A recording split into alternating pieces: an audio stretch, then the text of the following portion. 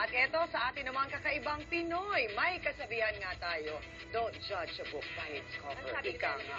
Oo, pinatunayan ito ng isang Pinoy na may viral video ngayon mga kapamilya sa social media. Hindi mo kasi akalain na may naiibang boses palang angkin ang lalaking ito. Kita mo naman, simula pa lang, matindi na ang arangkada ng gitarista at nang tuluyan na nga siyang bumirit, mala rockstar pala ang kanyang boses. Hindi mo akalain na Pinoy ang kumakanta ng Something to Say, isa sa mga sikat na kanta ng Haram's Karen. Ba yan? O, eto, pakinggan natin ang sample. If you ever had something that you wanted to say, you better start talking before I go away. I wish that I could say I'll be feeling okay, and I'll be bringing all my better days.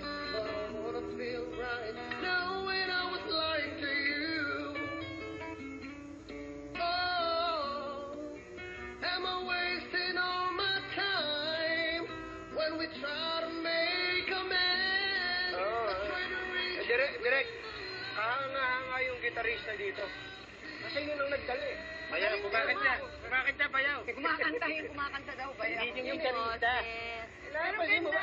paano naman makakakanta ng ayos kung di maganda pagkakanta Puyat pala? daw eh. Puyat pa yun. Galing mo, men. Mabuhay ka. Yung gitarista, huwag mo kalilimutan na doon nakasalalay ang pagyaman mo. Sana morning. mag-guest natin dito sa umagang morning. kay Ganda. Yun na nga, no? Ang galing. Sige, bukas. Bukas na bukas eh. Ate, Tapos, dito siya. may kalamat na bukas. Sa inyo kayo papasok eh. May tao. 6:10 na oras ngayon.